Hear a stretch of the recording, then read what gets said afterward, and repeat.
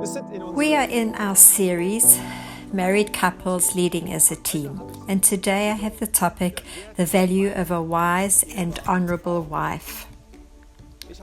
I have a wife, and she's a wonderful wife, and I know that everything that we have accomplished in our ministry, even before the time we were in full-time ministry, would not have been possible without her.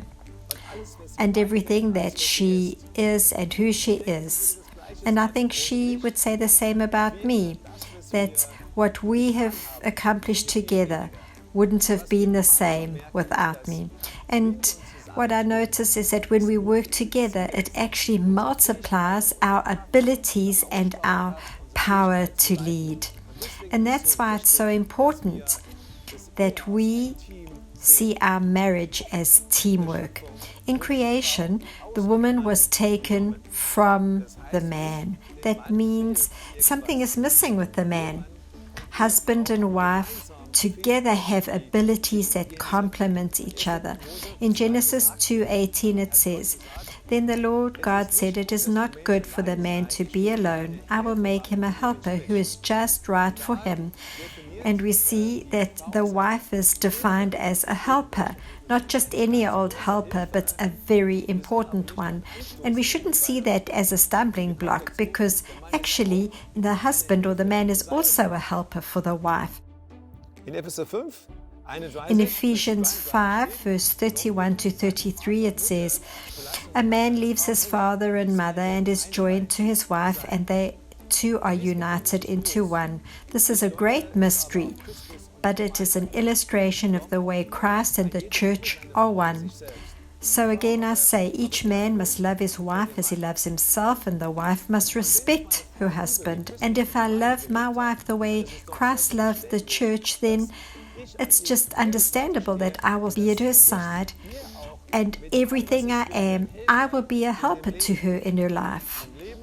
In her life, in the family life, when she goes to work, I'll be a support for her. When we both work in the church, then I give her all the help and support I can. And when both have this attitude, we are here to help each other, then we work together and are able to release our giftings. So the husband, as the head, it's got nothing to do with what he has to do, firstly, but that he is held responsible for the family. Doesn't limit him or his wife in what they can actually do.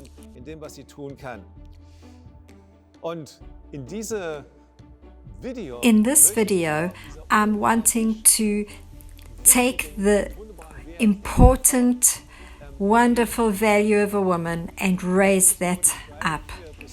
In 1 Timothy 3, verse 4 to 5, it says, "He must manage his own family well, having children who respect and obey him." The question here was, who should we look for when we're looking for an elder? For if a man cannot manage his own household, how can he take care of God's church? All know that when we manage these well, it cannot be on our own. So to manage house well, it's not a task just for the husband, but for the husband and the wife. It has to be carried by the man and the woman. And that is why our wives, my wife, is such an important factor in this. Her value in what we do together, one cannot underestimate. And then it continues here in 1 Timothy 3 in verse 11. We have 4 different qualities that are spoken about a wife. And it says here, "In the same way, their wives must be respected and must not slander others. They must exercise self-control and be faithful in everything they do." Honourable, that means for me that this woman has deserved respect. She supports her husband when they do this together and they do it well. She has earned that respect, even when she has her own struggles in life. Maybe it's a struggle with her identity, with her work life. Maybe she's having struggles with the church life. But in the way she lives, if she is faithful and honoring to God, it's a wonderful thing to have a woman like that in the church. She's honorable and has deserved respect from people who know her.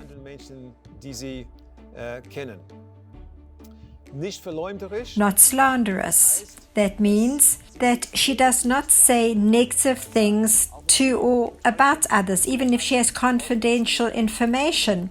When she's been told things in confidence by others, when she knows things, being part maybe of a core team, that she is a person who is responsible and does not pass information on that she shouldn't. Jesus did not react to the bad behavior of others when they were unfairly slandering him. He kept his mouth shut.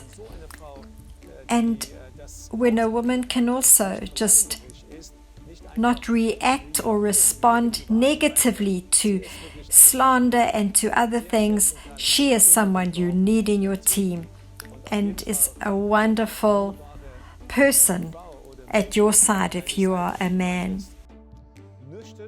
Sober or level-headed. That means, level-headed. No extremes in emotions. That means her foundation is Christ. She doesn't waver with every setback. And we know that in general, women are more emotional, but she needs to be someone who has her emotions in check. She can be a fiery sort of person, but she still needs to be a pillar with predictable behavior. And then faithful in everything. Not perfect, but faithful in everything. And faithfulness is an absolute foundation for the church. A church is built on many people who work voluntarily, and faithfulness is an important quality. And if we have a wife who is faithful, she is reliable as a wife, as a mother, in confidentiality, and she can be an example to us.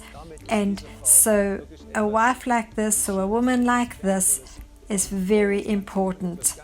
It's important for you in your life as well. She needs to be an example. Man and wife, men and women have to be examples for the church. And when we have many wives in our church who are loving servants of God, not because they have to, because their husbands have a position in the church, but because they do this with their whole heart. And this leads to a church that has a radiance and is moving in the right direction. Be the best wife you can be. Pray, give your opinion, support your husband in all you can, wherever possible, encourage. And if you're a husband, rejoice in your wife, support her in her calling. Let's make place in our church life for women that they are appreciated and honored the way they should be. Proverbs 31 verse 10 says, "Who can find a virtuous and capable wife or woman? She is more precious than rubies. Her husband can trust her, and she will greatly enrich his life. She brings him good, not harm, all the days of her life." If you have a wife like this, then you truly have a treasure in your life, something or a person that will make a big difference for you in your life. The question for us today, the first one, how much support does your husband get from you if you're a wife, or a wife get from you for his or her ministry? How much support do you give? And then the second question, are women in your church or in small groups the women that you know in your church, are they active and passionately involved in the life of the church? We need them. How can we encourage this in our churches? When we see the value of the women and the wives in our church, it will go well with us. And of course, in the life of the church, we will do well.